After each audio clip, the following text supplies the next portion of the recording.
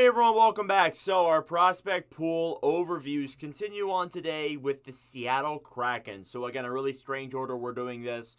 We have the Kraken today. Tomorrow we have the Nashville Predators. We'll move on from there moving forward. But regardless, the Seattle Kraken's prospect pool today is definitely better than it has been in the last year that we did this. Some new adds to the pool with some guys also graduating too. And the one guy being graduated is Riker Evans, who played games up this past year with the Seattle Kraken and is no longer eligible to be a prospect. So congratulations to Evans. I was very high on him last year. There's one guy we're not going to talk about in this episode this year. We're not going to talk about Jagger Firkus. I couldn't really justify talking about Jagger when somebody new like Berkeley Catton joins the list, and I still got to do updates for guys like Shane Wright, Edward Sale, etc. So obviously, I have to remove someone out of there, and unfortunately it's going to be Firkus for this episode today. But who knows, maybe later on, maybe another episode, maybe another podcast that I could do, we will talk about the Seattle Kraken's prospect pool overall. But obviously, as of right now, this is what we're rolling with here. So we'll start off here with Shane Wright. Obviously, their number one ranked prospect. Unless you think Berkeley Catton is better, I would lane Shane Wright for sure. He's a center from Burlington, Canada. He is 6 foot, 198 pounds. He won the U20 World Junior Championship gold in 22-23. Obviously, there's been a lot of speculation around the Edmonton Oilers, what am I saying? Around Shane Wright and the Seattle Kraken, because there's an Oilers jersey in the background of me, and I just immediately thought of the Oilers. So now, Shane Wright and the Seattle Kraken, the fact that there have been people saying that he's been a bust and, he's not going to be what he was projected to be. This kid's only played like 8 or so games in the National Hockey League. He's only played about 12 games. He's still considered a prospect in my eyes. I think that Shane Wright will 100% be a full-time NHLer next season and will be competing in his rookie year. So that makes things a lot of fun for the Calder race overall. So he played 8 games this past year with Seattle, played pretty well in those games that he played, but he spent most of the year in Coachella Valley, where he helped the team get to the Calder Cup Finals for the second straight year. Obviously, it ended in the same result as it's been in the previous year. But regardless, this past year, he had 59 games played, 22 goals, 25 assists for 47 points. Again, as I said, he should make the full jump to the NHL. He was almost a point per game in the AHL, which is something that has been proven to be very hard to do. So that means that Shane Wright does have a lot of upside, and in the NHL since he's played pretty well. So I'm assuming that he will be a full-time NHLer next year, playing along Matty Beniers. And who knows, maybe the other guy they drafted this past year, Berkeley Catton, could also make the jump to the NHL. He is a center from Saskatoon, Canada. He's 5'11", 174 pounds. He won Hlinka Gretzky Gold in 23-24. He was drafted 8th overall in 2024 this past year. He's very undersized. He's much smaller than a lot of the people on this list. In fact, he's the smallest by a few inches, but we've realized that size never really stops a player from getting to the NHL. So hopefully, in that remark, Berkeley Catton will be able to, maybe not this season, but in the coming seasons, make the jump to the NHL and be a legitimate NHLer. But this past year with Spokane, he had 68 games played, 54 goals, 62 assists for 116 points. Again, as I said, he's undersized, but he does have great skating abilities and has a really good shot as well. So he's an all-around really good player, and I think that he's a guy that could be a steal at 8th overall in this draft. And I'm really looking forward to seeing what exactly a possible Matty Beniers, Shane Wright, Berkeley Catton line could look like. Obviously, Catton and Wright are both centers. I think Beniers is as well. But regardless, obviously you can make something work there in that remark. But still, I think that would be a pretty cool young core they're building. And I don't really know if they're expected to be that good next year. They will be better probably, but I don't think they will be exactly a playoff team maybe just yet. I could be wrong, but obviously they're with Catton and Wright, this core that they're building, there could be more coming to that next season. Moving on to a guy they drafted about 3 years ago in the first draft they ever had. The second draft they ever had. Edward Sale, a 6'1", 170-pound forward, from Brno Shekia. He won the U20 bronze in the World Championships this past year in 23-24. He was drafted 20th overall in 2023, so I guess it was last year's draft. I can't do math.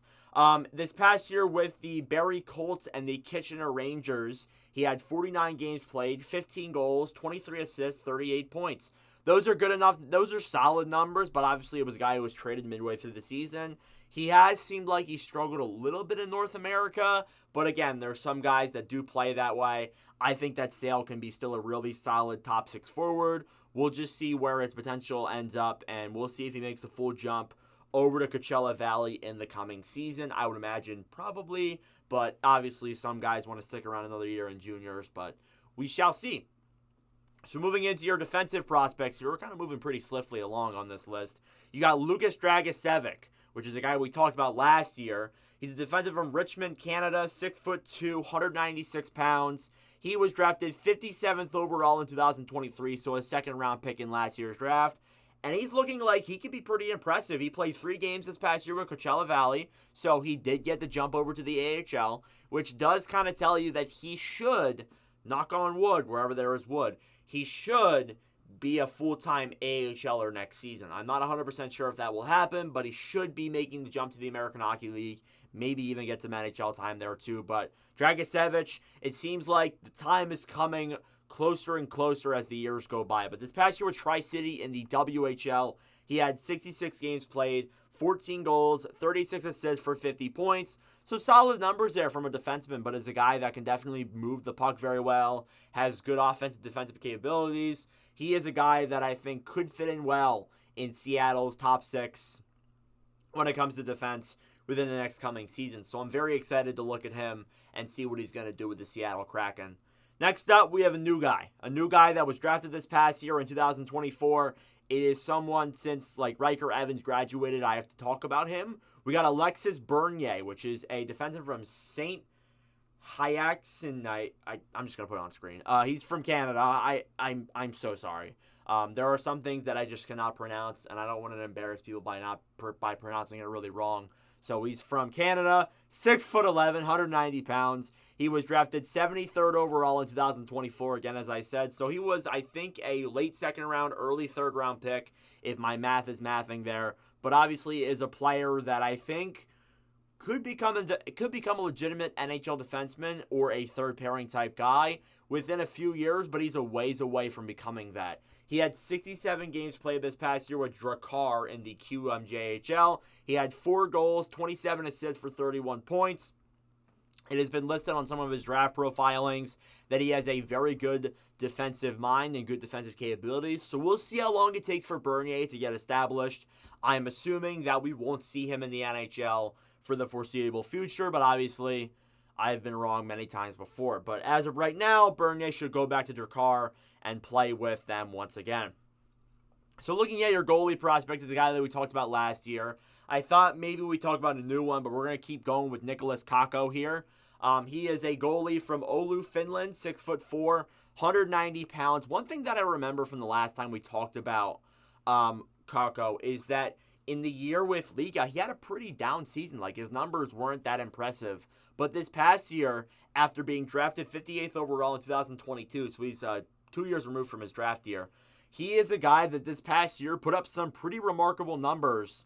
I'm imagining as the backup with the Pelicans in Liga, but obviously I might be wrong. 13 games played, 9-0-3, so he didn't lose in regulation. He had a 1.49 goals against average and a .926 save percentage with the Pelicans in the Liga League, which is the Finnish leagues. So the weird thing is with goalies is that he actually played on a few other teams, but his numbers were pretty good on those teams as well. So he definitely looks like he could be legit, but he still has a long way to go before he gets over to the NHL.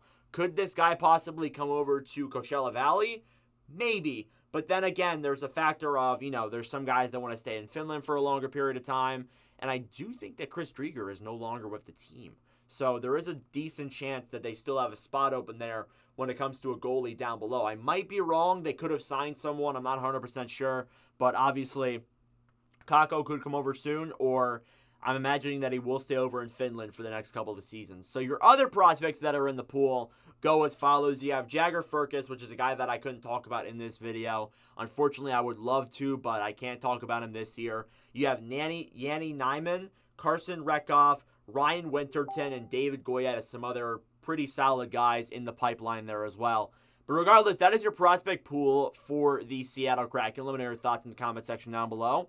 Thank you all for watching. If you enjoyed, make sure to like, subscribe down below. I really appreciate it. And regardless, I think the next one up is the Nashville Predators, so we'll do that tomorrow. But anyways, thank you all for watching, and I'll see you guys in the next video. Adios.